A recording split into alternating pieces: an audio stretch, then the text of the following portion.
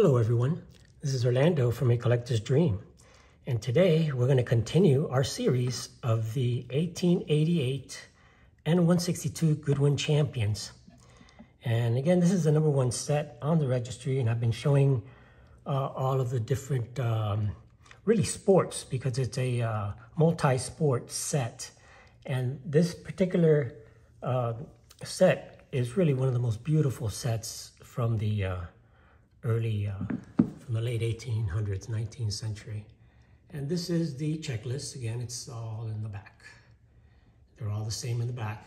So this is going to be now part 8, and there's a couple more parts to go, but we're almost at the end. So we're here at the, let's see here, pedestrians. So we're at the pedestrians and the pool player. That's what we're going to do today. And then we'll hit the pugilists, which is the boxers, and then the rest of the set, which has a few big names on there. So we'll start first of all with the pool, and then I'm going to go up and do the 3 pedestrians, and I'll tell you what the pedestrians are. But for pool, we have one of the greatest pool players ever in the history of pool, and that's Alfredo de Oro. And Alfredo de Oro is ranked out of the top 100 pool players in the history of pool. He's ranked 4th. So you can imagine, you know, in baseball, the top baseball player, you know, Babe Ruth, and next, I guess, Walter Johnson, and well, he is 4th. And even though he's 4th, people have forgotten some of the things that he's done. And just going to tell you a little bit about him, because he, you know, he is just really, when you see his record, it's incredible. And he is the only pool player in this set. There are billiard players, and he played billiards, and he actually was also a champion billiard player on top of that. But he was untouchable when it came to the pool playing. Nobody even got close. So he is the only pool player in the set. He was he was born in Cuba, and he's one of the top. He's a legend in Cuba. He was born in Manzanillo, Cuba, in 1863. He was a professional carom billiards and pool player who several times held the world title in both the 3-cushion billiards and in straight pool simultaneously. He was inducted into the Billiard Congress of America Hall of Fame and was the first non-American to receive the honor. He was ranked number 4 on the Billiards Digest of 50 greatest players of the century. And again, this is supposed to be the 20th century. He played in the 19th century, but he also played in the 20th century on top of that. So his first public appearance was in the World 15-Ball Championship held in New York in February of 1887, a year before this card came out. He won the World Contiguous Pool Championship in a match against James Keogh. And in November 1910, he made the highest recorded run of 81 straight balls that he sank, 81 in a row. And he wasn't defeated until 1912, that he was defeated in pocket billiards. So, I mean, just to tell you, he was the contiguous pool champion 29 times, 29 years. He was the 3-cushion billiards champion 20 times. And just many other things about him. There's an article that came out in Billiards History. This is The Untold Stories. And one of them is about him. And I'll give you a good look at him here. That is the de Oro card and a PSA 7. It's the highest graded in both PSA and SGC. You can see him with the pool cue there. You can see the balls, just beautiful artwork. The artwork that they did on those. I mean, every individual ball is hand drawn on there. You can see the suit, and you can see de Oro right there. Just a beautiful card. Give you a quick look at de Oro here. This is actually what he looked like. And this picture was a little bit later in his career, in the 1900s. And I did a whole video on him, so you can go ahead and check that out. But again, he ended up being the top. And you know, one of the things that it says here is that it says the Oro played both three cushion and pocket billiards and excelled at both. And it says that he first gained the pocket billiards crown in 1887 and then went on to win it 31 more times. The article says, I'll say it again, he won it 31 more times.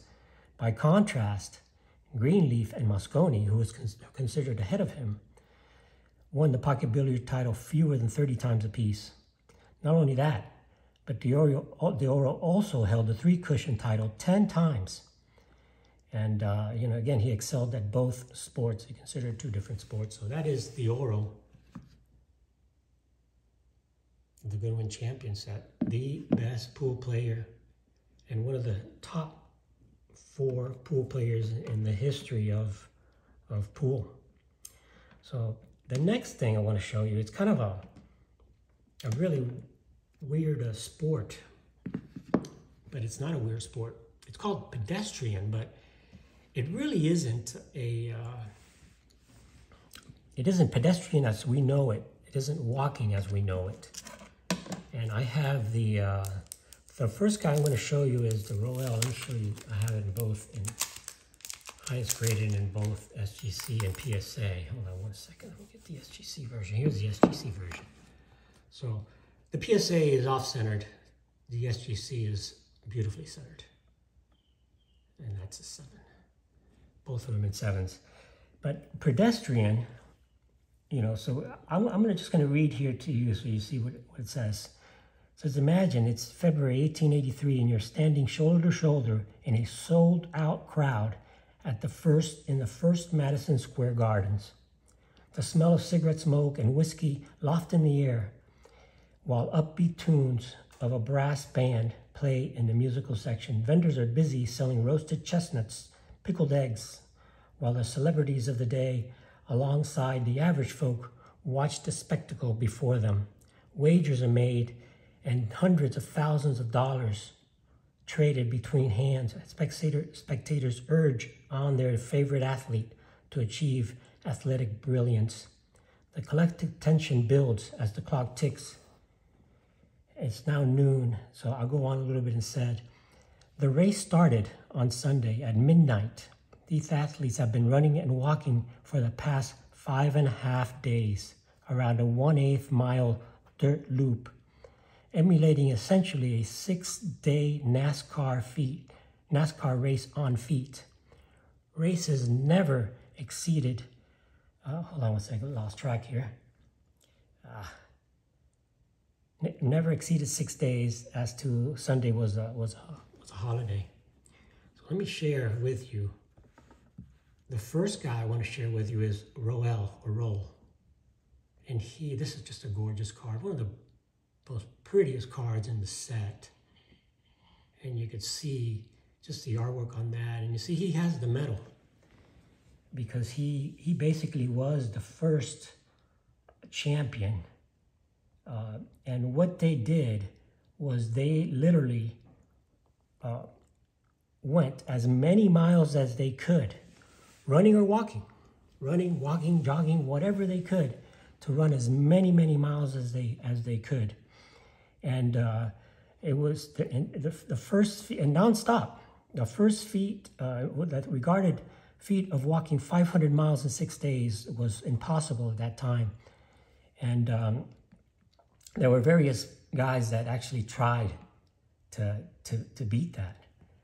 And then it said here, you know, O'Leary at that time was one of the main guys that actually started the sport and kind of became, you know, famous with it. And you can show you a few things of what I'm reading, and you can see that they actually had, you know, different races, the different guys that raced.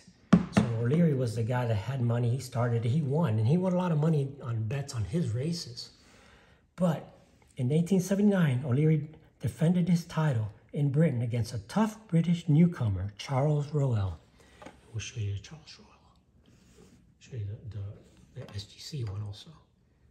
So against Charles Roel, O'Leary emerged victorious with 500 miles and pocketed $20,000. And back in those days, $20,000. Preparing a comeback in 1880, Weston took on a coach. So basically what happened after that was that over the next few years, Roel became the champion. And Roel exceeded the 500 miles, and he actually went on and completed over 550 miles in a 6-day race. And let's see what else I can tell you about Charles Roel. And he was born in Cambridge, and what it was called, those races were called, I'll give you a good look at this card because it's one of the most gorgeous cards in the set. And this is Roel the pedestrian. And he was initially hired, and the race was called the Go As You Please, which means that the competitors could do whatever, walk or run or anything they did just to get as many miles as they could. What is called today an ultra marathon. That's what it's called today, and that's what they did. But they ran for 6 days straight. So he basically was the champion for a while, and he started first as a pacemaker, what they call the pacemaker, that would go and start the pace and go fast and all that stuff, and then for the other guys. But Roel won this race twice in 1879. And again, he covered over 500 miles. The second, he covered 530 miles. And, unfortunately, I'm going to read you, see if I could tell you a little bit about this thing here and the history of it.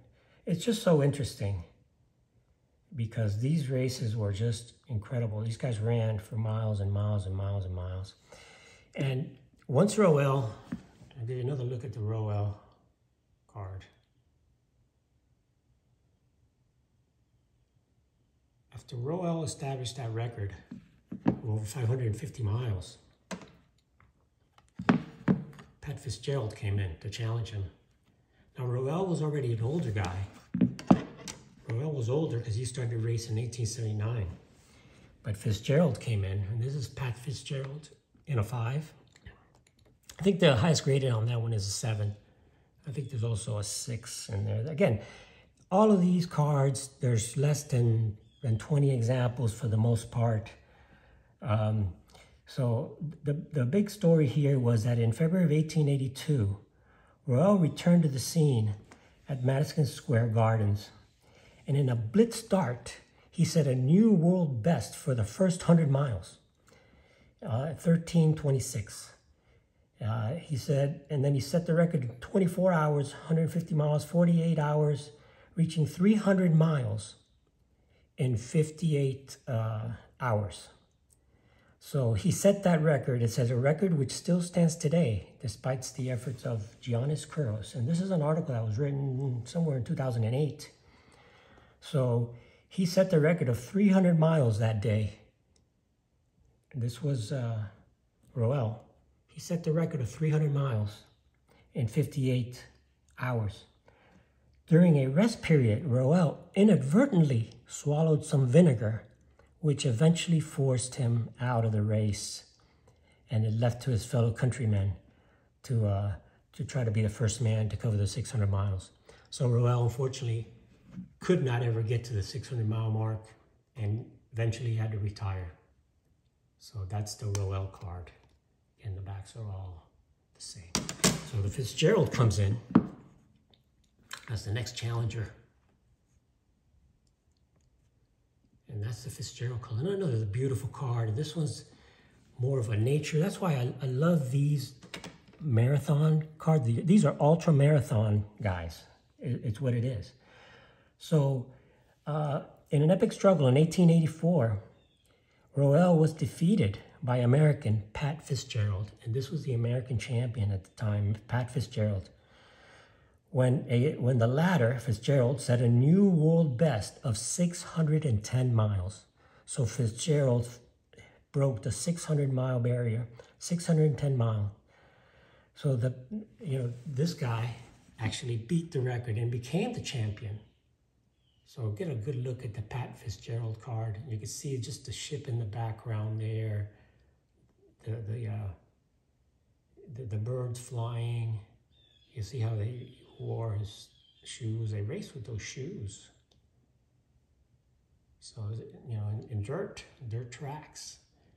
But the sport started when they actually went walking from New England to Chicago. It was the challenge that the original guy that I shared with earlier started. And that's how it started. And then everybody started betting on it. So that's Pat Fitzgerald. And, he became the champion. And he was a champion for a long time. And then after that, in 1888, a new American star came into the scene. And this guy ended up being the top ultramarathoner of the 19th century. And that was James Albert. We'll go back and look at the James Albert in a beautiful 6.5. So I'll give you one more look at Pat Fitzgerald. First guy to achieve over 600 miles in six-day ultramarathon. And then you have the James Albert. And the James Albert, it's in a 6.5. There is a 7 out there. It was sitting on eBay for the longest time, but he wanted too much money. I wasn't going to go for a half grade up. But anyway, this guy became the first guy to run over 1,000 kilometers in a 6-day event with 621.75 miles. So he really, and then in November, the Briton, George Littlefield, traveled to New York for an attempt to beat Albert's record. And, eventually he did break it, and he got 623 miles, which was the record. And after that, the sport kind of, waned away a little bit. It kind of wasn't as popular. And James Albert became, again, one of the two guys, a couple of guys to ever do the 600 miles. I could just imagine 600 miles in a matter of, running in 6 days. It's just 100 miles a day. They had to do 100 miles a day. And that's the James Albert, the top pedestrian. Set the record for the most miles, 600 miles. He did 621 miles. That's the record for an American, 621 miles in 6 days. Beautiful car with the green background. He's dressed up in that suit.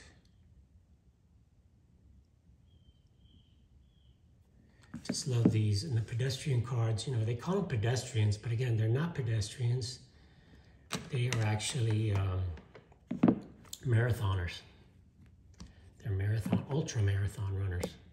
That's what they were, ultra marathon. Because it was a non-stop, and they made a lot of money doing that. A lot of money. And I guess the only thing, there was a belt that was given. It was called the Astley belt. And,